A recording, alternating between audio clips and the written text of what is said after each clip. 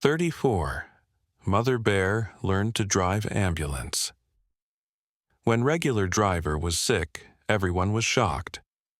The morning mist hung low over Aspen Creek, a small mountain town where everyone knew everyone, and nothing extraordinary ever seemed to happen. The air carried that peculiar stillness that comes before something important, though nobody could have guessed what was about to unfold. Ethan Marshall woke up that morning feeling terrible, his head pounding and his body burning with fever. He tried to sit up in bed, but the room spun around him, and he knew immediately that he wouldn't be able to work today. This was more than just an inconvenience for Ethan. He was the town's only ambulance driver, the person everyone relied on when emergencies struck. His hands shook as he reached for his phone to call the dispatcher, his voice barely a whisper as he explained his condition. The dispatcher, an elderly woman named Martha, who had been working that job for 20 years, felt her heart sink. There was no backup driver available, and the nearest town with medical services was 3 hours away through winding mountain roads. Meanwhile, on the other side of town, Lily Morgan was starting her morning patrol as a park ranger. She loved her job, loved the way the forest woke up around her, the birds beginning their songs, the deer stepping carefully through the underbrush. Her radio crackled to life with static, and then a faint voice came through, barely audible. Someone had spotted an injured animal near the old logging road, the one that hadn't been used in years. The report was vague, something about a bear cub that appeared to be in distress. Lily immediately changed direction, her truck bouncing over the rough terrain as she headed toward the location. She had dealt with injured wildlife before, but something about this call felt different. Maybe it was the urgency in the caller's voice, or maybe it was that strange stillness in the air that seemed to press down on everything. When Lily arrived at the old logging road, she found a scene that made her heart break. A small bear cub, probably no more than 6 months old, lay on its side, its leg twisted at an unnatural angle. Blood matted its fur, and its breathing was shallow and labored. But what struck Lily most wasn't the injured cub, it was the mother bear standing nearby. The massive creature wasn't acting aggressive or protective in the typical way. Instead, she stood there with an expression that Lily could only describe as desperate, almost human in its raw emotion. The mother bear's eyes moved from her cub to Lily, then to something in the distance. Lily followed the bear's gaze and saw, through a gap in the trees, the town's ambulance parked outside Ethan's house, its white and red colors visible even from this distance. The mother bear made a low sound, not quite a growl, more like a moan of distress. She took a few steps toward the direction of the ambulance, then came back to her cub, then looked at Lily again. It was as if she was trying to communicate something, trying to make Lily understand. Lily knelt beside the cub, her hands gentle as she examined the injury. The leg was definitely broken, and there were deep gashes that needed immediate attention. She reached for her radio to call for help, but then remembered Ethan was sick. There was no ambulance service today. The veterinary clinic was on the other side of town, and she had no way to safely transport an injured bear cub in her ranger truck. The mother bear seemed to sense Lily's dilemma. She moved closer, close enough that Lily could feel the warmth radiating from her massive body, but there was no threat in her movements, only that same desperate urgency. Lily tried to think of solutions. She could call for help from the next town, but that would take hours, and the cub might not survive that long. She could try to stabilize the cub here and bring the vet to them, but Dr. Hayes was elderly and couldn't make the trek through the rough terrain. As she was running through options in her mind, the mother bear did something extraordinary. She walked deliberately toward the road, stopped, looked back at Lily and her cub, then continued walking. She was heading directly toward town, toward the ambulance. Lily watched in amazement as the bear moved with purpose, occasionally looking back as if checking that Lily understood what she was doing. Against her better judgment, Lily carefully lifted the small cub, wrapping it in the emergency blanket from her truck. The cub whimpered softly, but didn't struggle. The mother bear watched every movement, her eyes never leaving her baby. Together, they began the strange procession toward town, Lily carrying the injured cub and the mother bear leading the way with a determination that seemed almost supernatural. People who saw them later would describe it as one of the most surreal sights they had ever witnessed. But in that moment, Lily felt like she was part of something much bigger than herself, something that defied all the rules she had learned about wild animals. As they approached the edge of town, Lily could see the ambulance more clearly now. It sat silent and empty in Ethan's driveway. The mother bear walked straight toward it, her massive paws making soft thuds on the pavement. A few early morning joggers stopped in their tracks, their mouths hanging open at the sight. Mrs. Henderson, who was watering her garden, dropped her hose and ran inside, presumably to call someone, though who would believe her story? The mother bear reached the ambulance and did something that made Lily's breath catch in her throat. She stood on her hind legs and placed her paws on the driver's side door, looking through the window at the interior. Then she looked back at Lily, at her cub, and back at the ambulance. Lily approached slowly, the injured cub still in her arms. The mother bear moved aside but stayed close, watching intently. Lily tried the door handle. It was unlocked. Ethan never locked the ambulance when it was parked at home, a habit from years of needing to respond quickly to emergencies. The door swung open, and the mother bear made that low moaning sound again. She moved closer to the open door, her head tilting as she examined the interior. Her eyes seemed to focus on the steering wheel, the gear shift, the pedals. It was impossible what Lily was thinking. Bears didn't understand vehicles. They certainly couldn't drive. But the mother bear's behavior suggested something else entirely, something that challenged everything Lily thought she knew about wildlife. The mother bear placed one paw on the driver's seat, testing its stability. Then, in a movement that was both clumsy and deliberate, she began to climb into the ambulance. Her large body barely fit in the space designed for humans, but she managed to position herself in the driver's seat. Her paws reached for the steering wheel, not randomly, but with what appeared to be purpose. Lily stood frozen, the injured cub still in her arms, watching something that shouldn't be possible. The bear's eyes met hers through the windshield, and in that moment, Lily saw something that shook her to her core: intelligence, understanding, and a mother's desperate love. More people had gathered now, forming a small crowd at a safe distance. Someone had called Ethan, and despite his fevers, he had dragged himself to his front porch, leaning heavily against the doorframe. His eyes widened as he took in the scene. His ambulance, with a bear in the driver's seat, and Lily holding an injured cub. He wanted to say something, to warn everyone to get back, but something in the bear's demeanor stopped him. This wasn't an aggressive animal. This was a mother trying to save her child, and somehow, impossibly, she seemed to know that the ambulance was the key. The mother bear's paw found the ignition, where Ethan had left the keys. Another habit from his years of service: always leave the keys in the ambulance when it's at home, ready to go. The bear fumbled with the keys, her large paws not designed for such delicate work, but her determination was absolute. The engine turned over once, twice, then roared to life. The crowd gasped collectively. The bear's paw moved to the gear shift, and this was where things got even more surreal. She seemed to be trying to remember something, her head tilting as she looked at the various controls. Then her paw pushed the gear shift, and the ambulance lurched forward slightly before stopping.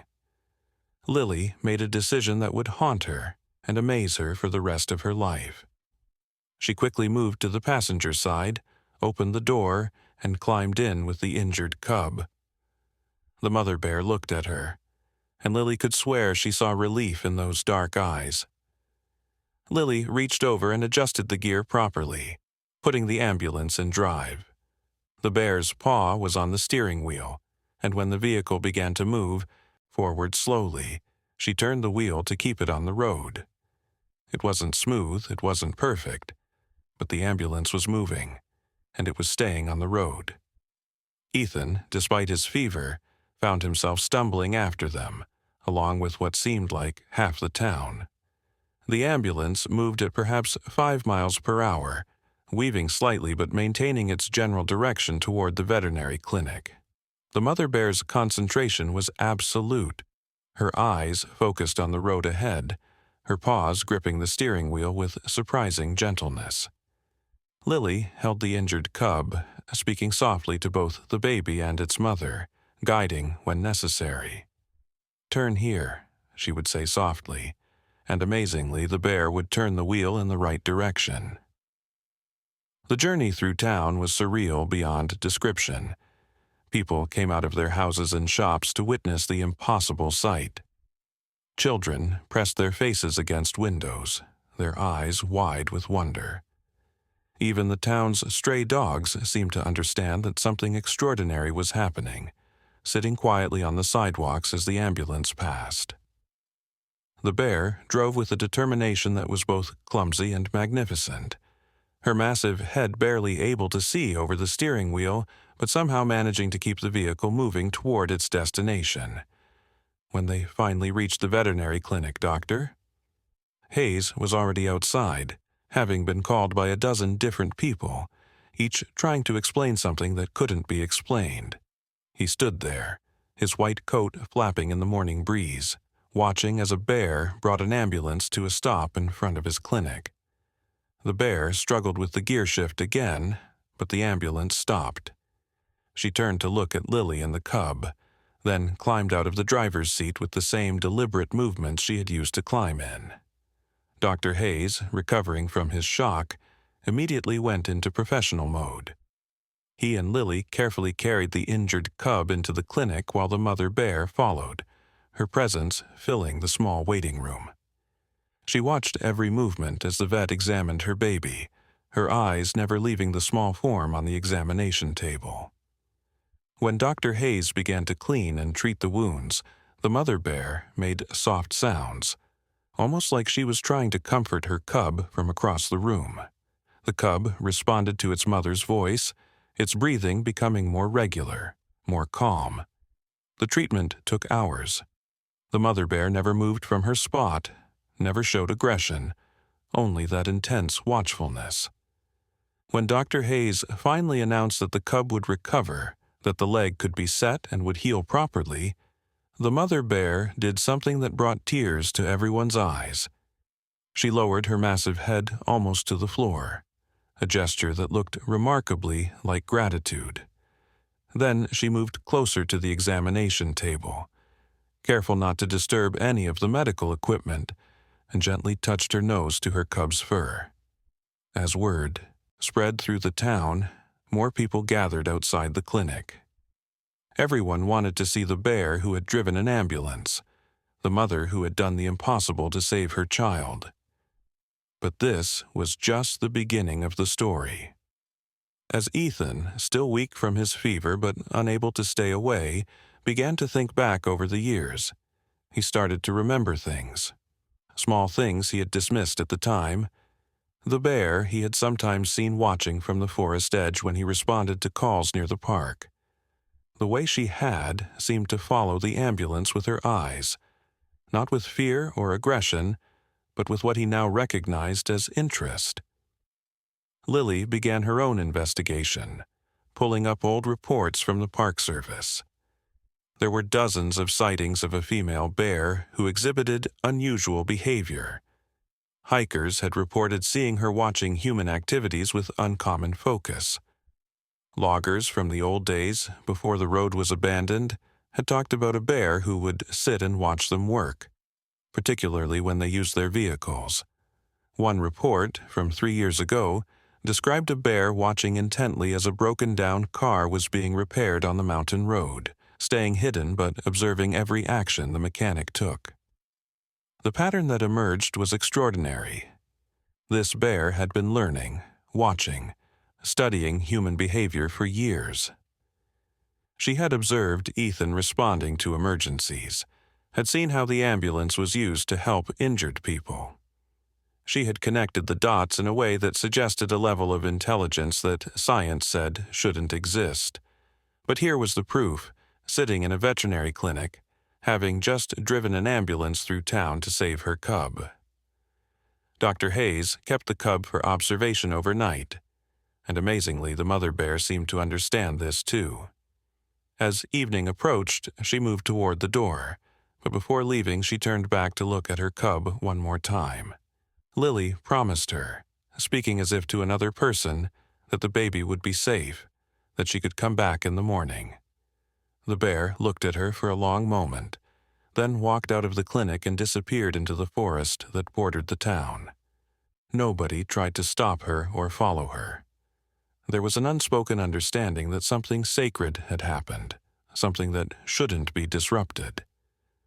That night, the town of Aspen Creek couldn't talk about anything else. The story spread beyond the town, but most people who heard it secondhand dismissed it as exaggeration or fantasy. Only those who had witnessed it knew the truth. Ethan, despite his illness, couldn't sleep. He kept thinking about all the times he had driven past that section of forest, all the emergencies he had responded to, never knowing he had an audience. The idea that a wild animal had been learning from him, studying his actions with the intent to use that knowledge someday, was both humbling and awe-inspiring. Lily spent the night at the clinic watching over the cub. The small bear slept, peacefully, its leg properly set and bandaged.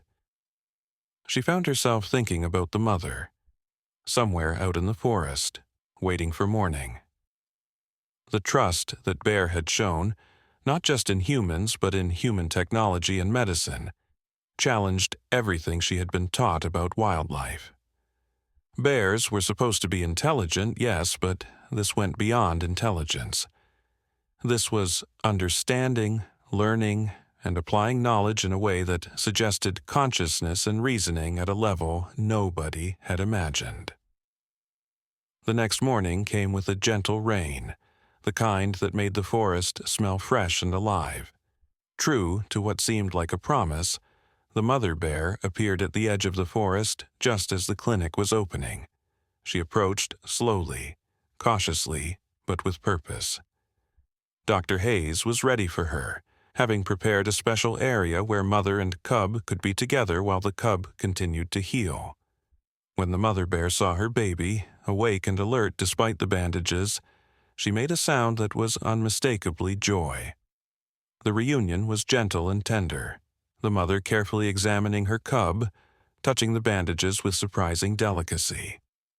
Over the following days, a routine developed.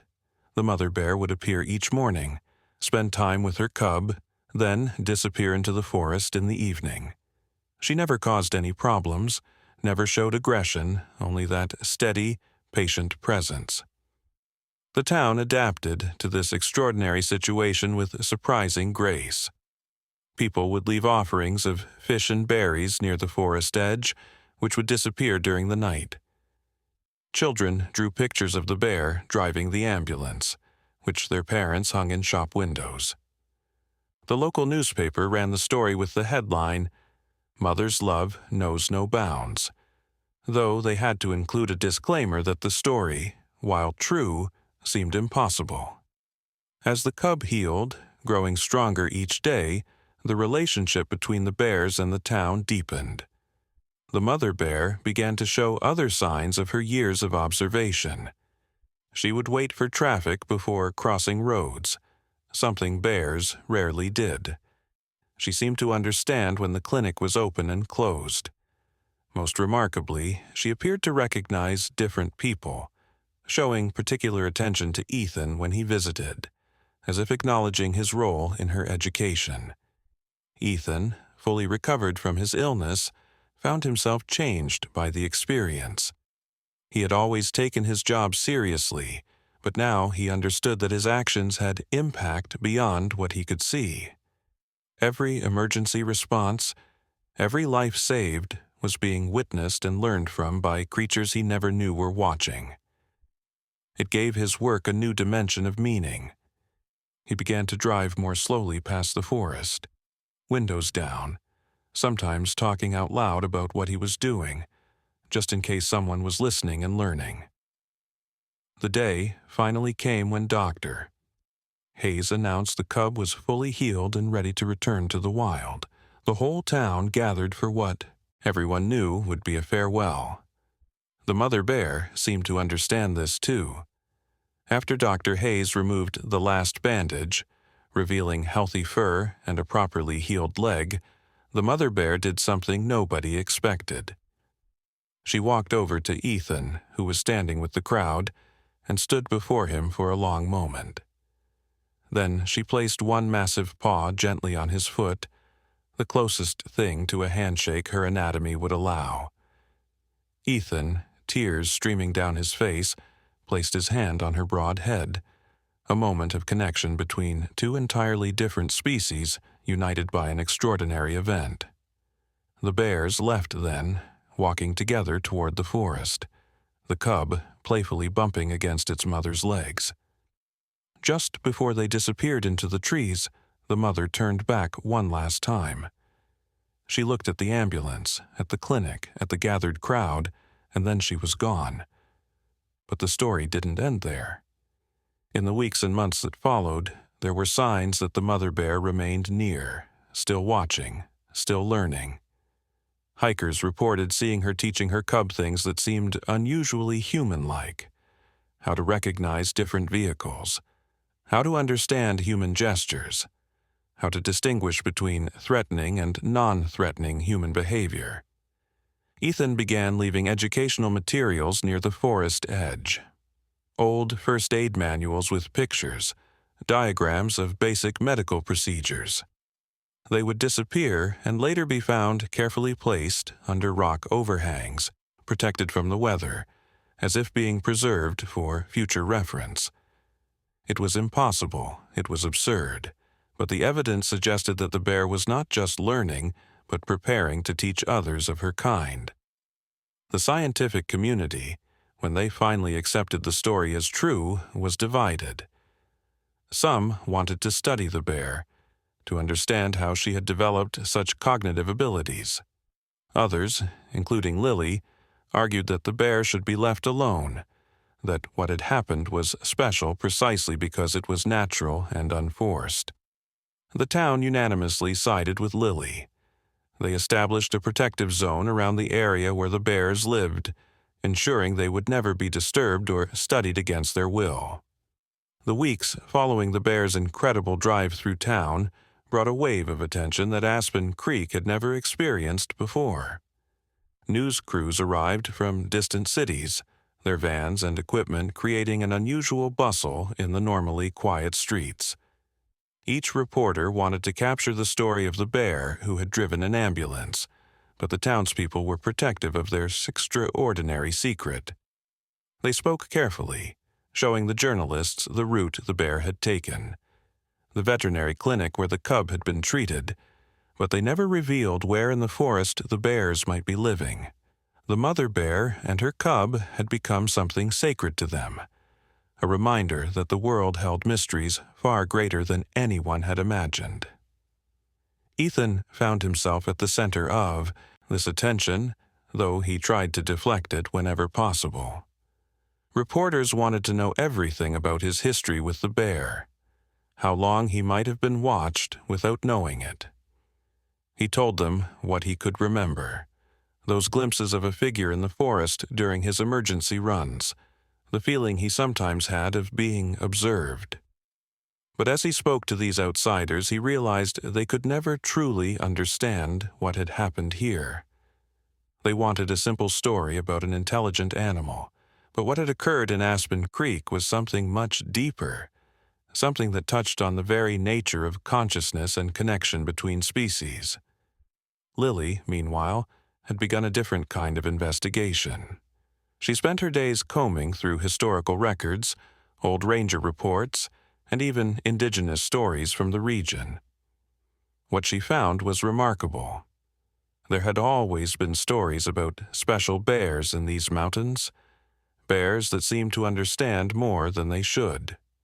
The native peoples who had lived here centuries ago had legends about bear teachers, creatures that bridged the world between human and animal. These stories had been dismissed as mythology, but now Lily wondered if they had been observations, carefully preserved truths that modern science had been too arrogant to accept. One particular story caught her attention. It spoke of a lineage of bears, mothers teaching daughters through generations, passing down not just survival skills but something more, something approaching what humans would call wisdom. The story suggested that every few generations, one of these bears would reveal themselves to humans, usually during a time of great need, to remind people that intelligence and compassion existed in many forms. Lily couldn't help but wonder if their mother bear was part of this ancient lineage, carrying knowledge that had been accumulated over centuries. As she shared these findings with Ethan, they began to piece together a timeline that was even more extraordinary than they had first imagined. The mother bear hadn't just been watching Ethan. She had been watching the town's ambulance service for much longer. They found records of a bear matching her description from 15 years ago, when the previous ambulance driver, now retired and living in Florida, had worked these routes. When they managed to contact him, he confirmed that yes, he too had noticed a bear that seemed unusually interested in his work, though he had never thought much of it at the time. The implications were staggering. This bear had been studying human emergency response for over a decade, possibly longer. She had watched different drivers, observed different techniques, learned the purpose and importance of the ambulance in human society. When her cub was injured, she had drawn upon years of accumulated knowledge to save its life. It wasn't just intelligence. It was long-term planning, abstract thinking, and the ability to apply observed knowledge to novel situations. These were cognitive abilities that scientists insisted only humans possessed. Dr. Hayes, the veterinarian, had his own revelations to share. He had been reviewing the medical treatment of the cub, and something remarkable had struck him.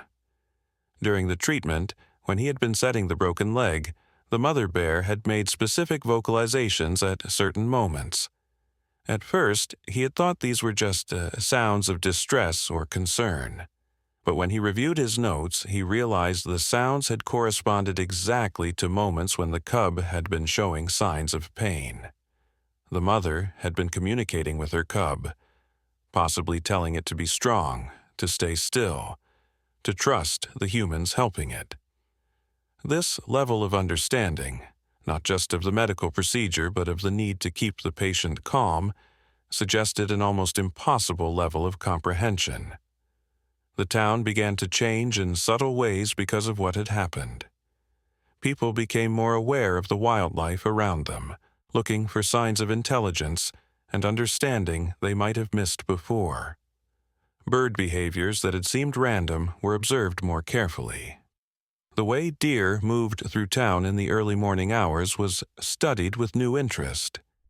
Even the domestic animals seemed different somehow, as if the revelation about the bear had opened human eyes to the possibility that all animals might be more aware, more conscious than anyone had assumed.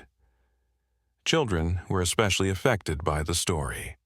They drew endless pictures of the bear driving the ambulance, wrote stories about other animals who might be secretly learning from humans.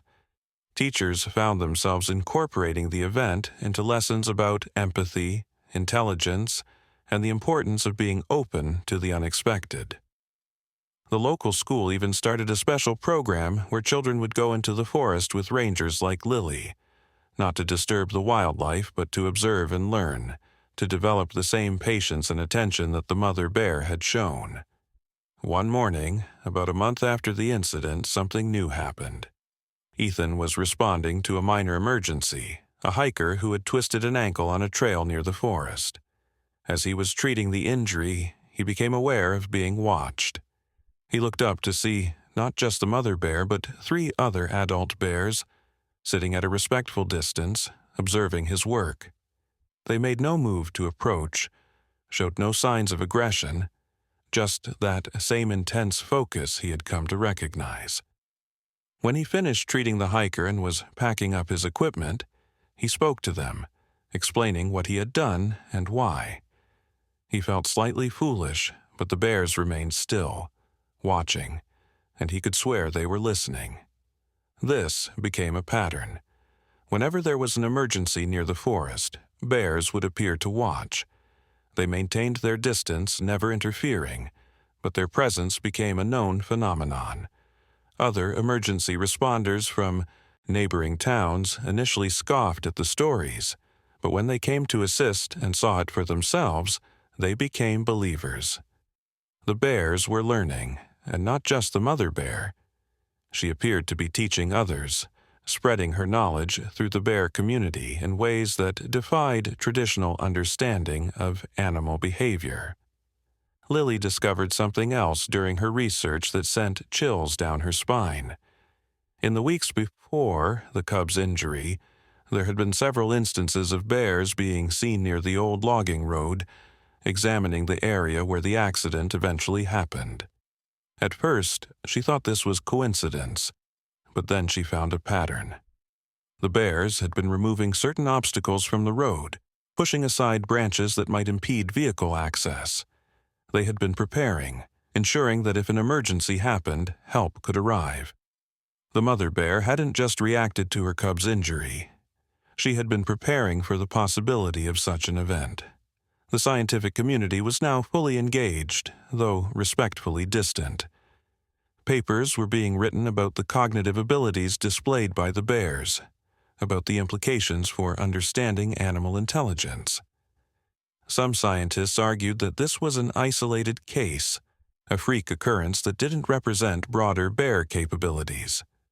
Others suggested that humans had been dramatically underestimating animal intelligence all along, that the mother bear was simply the first to reveal what many animals were capable of. The debate raged in academic journals, but in Aspen Creek there was no debate. They had witnessed something extraordinary, and they knew it was real. 3 months after the original incident, Ethan made a decision that surprised everyone. He announced that he would be starting a special training program, not for humans, but for the bears. Every week, he would go to a clearing near the forest and demonstrate basic first aid techniques, explain the purpose of different medical equipment, show how emergency response worked. People thought he had lost his mind, but he was adamant. If the bears were watching and learning anyway, why not teach them properly? Why not give them information that might help them help themselves in the future? The first session was attended by Lily Doctor, Hayes, and a handful of curious townspeople. Ethan felt self-conscious as he set up his equipment in the clearing, wondering if any bears would even show up. But as he began his demonstration, explaining how to recognize signs of distress, how to perform basic wound care, shapes appeared at the forest edge. First 1 bear, then 3, then 7. They sat in a rough semicircle, maintaining their distance but clearly observing. The mother bear was among them, recognizable by a distinctive patch of lighter fur on her shoulder. Ethan demonstrated how to clear an airway, how to apply pressure to stop bleeding, how to recognize signs of shock. He used a mannequin for demonstrations, explaining everything in clear, simple language. The bears watched with that same intense focus he had come to know. When the session ended, they melted back into the forest without sound, but Ethan knew they would return. This became a weekly event, what the town came to call Bear School. The attendance varied, sometimes just a few bears, sometimes as many as a dozen. They never approached, never made contact, but they watched and learned. The transformation in the relationship between the town and the forest was profound. Hunters stopped coming to the area, not because of any law, but because it felt wrong to hunt creatures that were clearly so much more than anyone had understood. The logging company that had been eyeing the old forest for development quietly withdrew their plans. The state government, responding to pressure from scientists and conservationists, designated the entire region as a special protected area, not just for the bears, but for all the wildlife that might possess capabilities humans hadn't yet discovered. One day, 6 months after the ambulance incident, something happened that confirmed what many had suspected. A young hiker, separated from his group, fell into a ravine and broke his leg. He was alone, frightened, and unable to climb out. As he lay there, trying not to panic, he heard movement above. A bear appeared at the edge of the ravine, looking down at him. The hiker's fear turned to amazement as the bear disappeared, only to return minutes later with branches and vines, which it lowered down to him. The bear had seen Ethan demonstrate the concept of making a rope from natural materials during one of his sessions. The hiker managed to pull himself up with the makeshift rope, the bear backing away as soon as he was safe, maintaining that respectful distance that had become characteristic of the Aspen Creek bears. When the hiker limped back to town and told his story, nobody doubted him. The bears weren't just learning. They were applying what they learned to help others, even humans.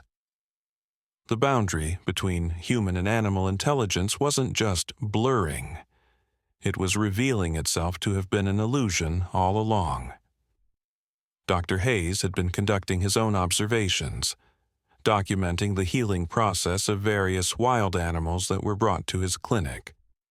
He noticed that bears who had observed his treatment of the cub were now bringing their own injured young closer to human areas when they needed help, not entering the town, but positioning themselves where they could be seen and assisted.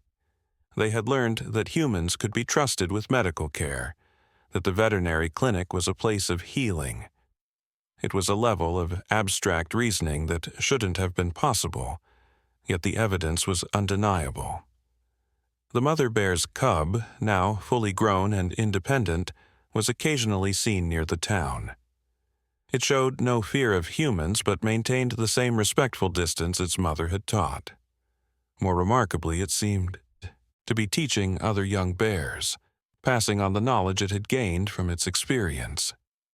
Lily observed it once, sitting with 2 younger cubs that weren't its own, seeming to demonstrate something with sticks and stones. When she looked closer through her binoculars, she realized it was mimicking the splinting technique Dr. Hayes had used on its leg. The story spread beyond Aspen Creek, beyond the state, becoming a global phenomenon. Scientists came from around the world, not to capture or study the bears invasively, but to observe and learn. The town became a model for a new kind of human-wildlife interaction, one based on mutual respect and recognition of intelligence. Schools started teaching about the Aspen Creek bears as an example of how much humans still had to learn about the natural world. But perhaps the most profound change was in how the people of Aspen Creek saw themselves and their place in the world. They had been chosen, in a way, to witness something extraordinary. The mother bear had trusted them with her cub, had revealed capabilities that challenged fundamental assumptions about consciousness and intelligence.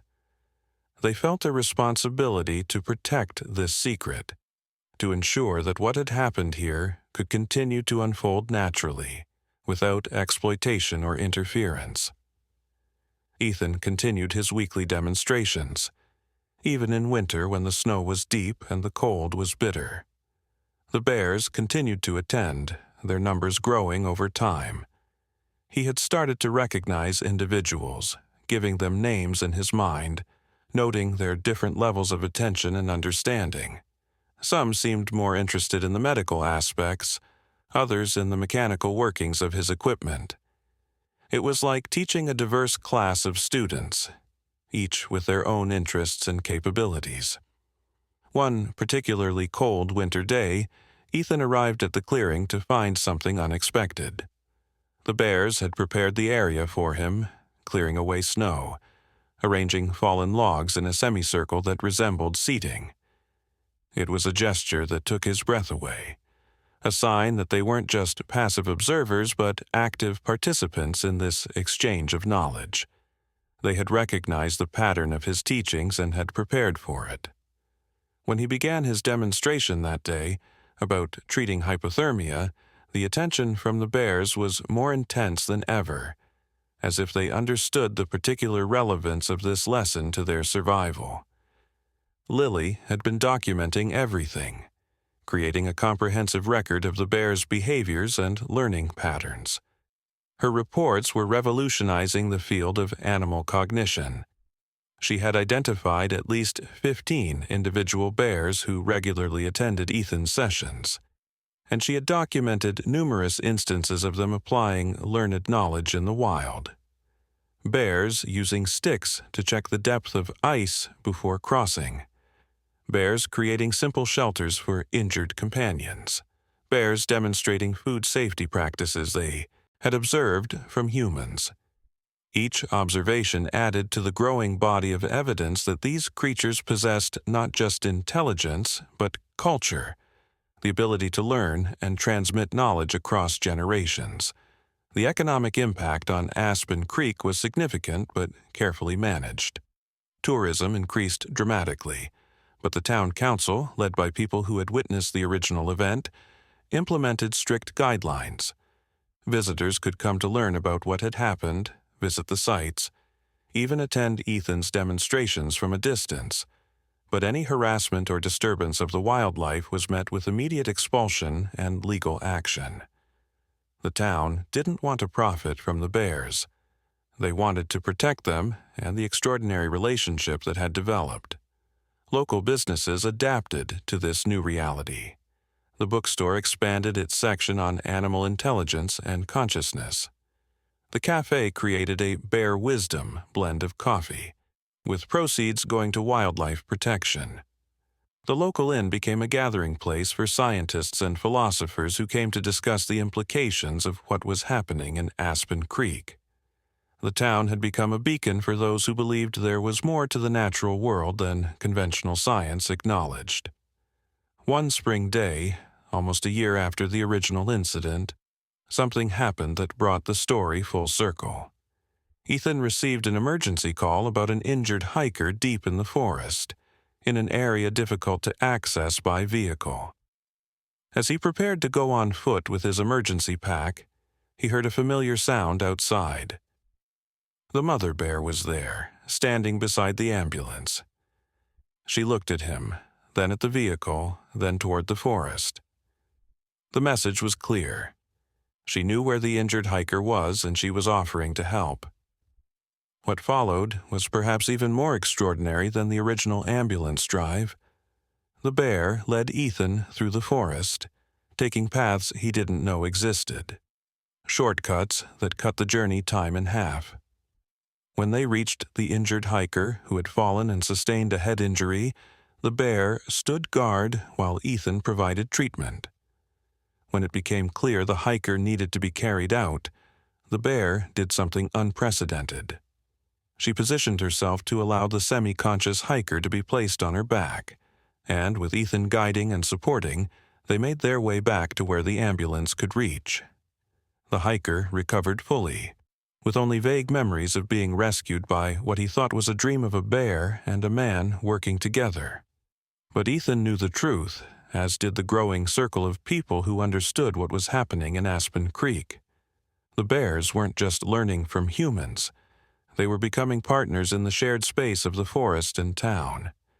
They were showing that intelligence and compassion weren't unique to humans, but were part of a larger tapestry of consciousness that connected all living things. As the seasons turned and years passed, the relationship between the bears and the people of Aspen Creek continued to evolve. New generations of bears were born into this culture of learning and cooperation. Children who had witnessed the original event grew up with a fundamentally different understanding of the natural world. Some went on to become scientists, inspired to study animal cognition. Others became conservationists, working to protect habitats where other species might be harboring similar capabilities. The mother bear grew older, her movements slower, but her intelligence undimmed. She became something of an elder stateswoman among the bears, often seen teaching younger bears, passing on not just the knowledge she had acquired, but the wisdom of how to use it. Ethan, too, grew older, training a successor who would continue the weekly demonstrations. The tradition had to continue. The exchange of knowledge had to be maintained. One autumn evening, as the leaves turned gold and red, Ethan sat on his porch, looking toward the forest. He thought about that day, now several years past, when a desperate mother had done the impossible to save her cub. That single event had changed everything, not just for Aspen Creek, but for how humanity understood its place in the world. The bears had taught them that intelligence wasn't a ladder with humans at the top, but a web, interconnected and multifaceted, with different species excelling in different ways. Lily published her comprehensive study, which became a foundational text in the field of animal cognition. But she always said the real teachers were the bears themselves, who had chosen to reveal their capabilities when they could have remained hidden. The trust they had shown, the willingness to learn and share, had created something unprecedented in human-animal relations. It wasn't domestication or training. It was genuine interspecies cooperation based on mutual respect and recognition. The cub that had been saved, now a full-grown bear with cubs of its own, was occasionally seen near the town. It walked with a slight limp, barely noticeable, the only sign of its early injury. But that limp had become a symbol in Aspen Creek, a reminder of the day everything changed. When people saw that bear, they remembered that love, intelligence, and determination could transcend the boundaries humans had created between themselves and the natural world. Dr. Hayes, reflecting on his long career, said that treating that cub had been the most important moment of his professional life, not because of the medical challenge, but because it had opened his eyes to how much veterinary medicine could learn from observing how animals understood and responded to treatment. He had started incorporating the bear's responses and behaviors into his practice, finding that understanding an animal's intelligence and emotional state was just as important as understanding its physical condition. The protected area around Aspen Creek had become a model for conservation efforts worldwide. It showed that protecting wildlife wasn't just about preserving habitats, but about recognizing and respecting the intelligence and culture of other species. Delegations came from other countries to learn how Aspen Creek had managed to create such a harmonious relationship between human and wild populations. The answer was always the same. It started with recognition, respect, and the willingness to learn from each other. As more time passed, other communities reported similar observations with their local wildlife. Elephants in Africa were seen teaching their young about human medical stations. Dolphins in Australia appeared to be leading injured swimmers to shore with increasing frequency and sophistication. Crows in Japan were documented using tools in ways they had observed from humans. It was as if the Aspen Creek incident had opened a door, revealing that many species had been watching, learning, and waiting for the right moment to show what they were capable of. The philosophical implications were profound and ongoing. Conferences were held to discuss what consciousness meant if bears could learn to drive, what intelligence meant if it could exist in so many forms. Religious leaders incorporated the story into sermons about the interconnectedness of all life. Artists created works inspired by the image of the mother bear behind the wheel of the ambulance, a symbol of maternal love transcending all boundaries.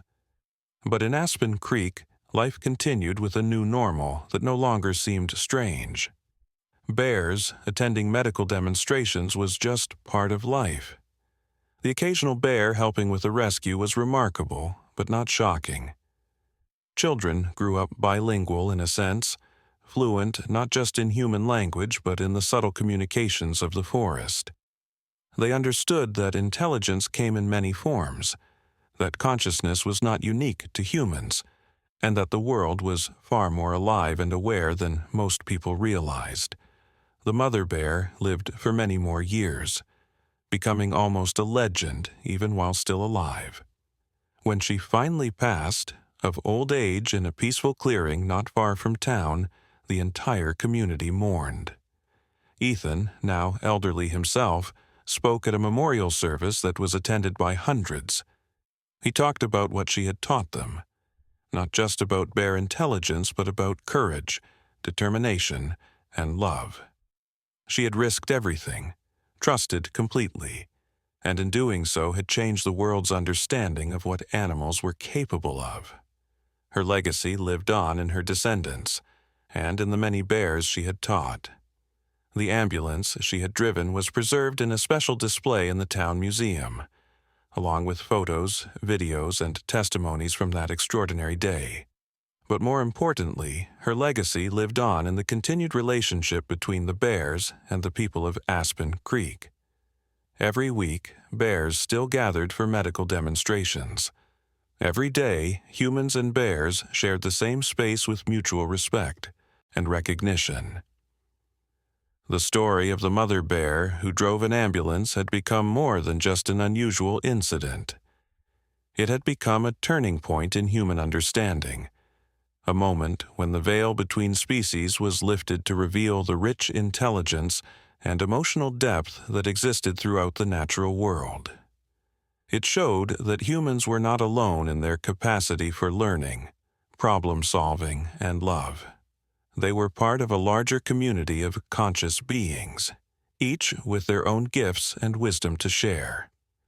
Scientists continued to study the phenomena, but the real understanding came from daily interaction, from the accumulated small moments of recognition and connection. A bear and a human making eye contact with mutual understanding. A young bear applying a technique it had learned to help another animal. An elderly bear teaching cubs not just how to survive, but how to coexist with the humans who shared their territory. These moments, multiplied over years, created a new kind of relationship that transcended the traditional boundaries between wild and civilized. The economic benefits to Aspen Creek were substantial, but always secondary to the relationship itself. The town had become prosperous from thoughtful tourism and research grants, but wealth was carefully managed to ensure it didn't corrupt what made the place special. Every decision was made with the question, what would the mother bear think? It had become a guiding principle, a reminder that the trust shown by the bears was sacred and had to be protected. Educational programs had spread worldwide, inspired by the Aspen Creek model. Children learned about animal intelligence not as an abstract concept, but as a reality demonstrated by the bears. The story of the mother bear was taught alongside traditional subjects, used to illustrate principles of biology, psychology, ethics, and even philosophy. A generation was growing up with a fundamentally different understanding of humanity's place in the natural world. The bears, for their part, continued to evolve in their interactions with humans. They developed a sophisticated understanding of human technology, human medicine, and human social structures, but they remained wild, maintaining their own culture and ways while incorporating useful knowledge from their human neighbors. It was not assimilation, but true coexistence, each species maintaining its identity while learning from the other. As the story spread and years passed, Aspen Creek became a pilgrimage site for those seeking to understand the deeper connections in nature. People came not just to see where the famous incident had happened, but to experience the ongoing reality of interspecies cooperation. Many left transformed, carrying with them a new understanding of what was possible when humans opened themselves to the intelligence and wisdom of other species. The scientific papers published about the Aspen Creek bears filled volumes, each adding new observations and insights. But the scientists who spent time in Aspen Creek always said the same thing. The papers couldn't capture the full reality. To understand what was happening, you had to experience it. You had to see the intelligence in a bear's eyes, witness the deliberate way they approached learning, feel the weight of their trust. It was not just a scientific phenomenon, but something that touched the soul. The children who had witnessed the original event grew into adults who carried the experience with them. Some became teachers, passing on the lessons learned. Others became writers, artists, and filmmakers, finding ways to share the story with wider audiences. But all of them, regardless of their paths, carried with them a fundamental understanding that the world was more alive, more aware, more connected than most people realized. Looking back, Ethan often thought about that morning when he woke up sick, never imagining that his illness would lead to one of the most extraordinary events in recorded history. The mother bear had been waiting for an opportunity, and his absence had provided it. But more than that, she had been ready, prepared by years of observation and learning. It made him wonder how many other animals were out there, watching, learning, waiting for their moment to reveal what they were capable of.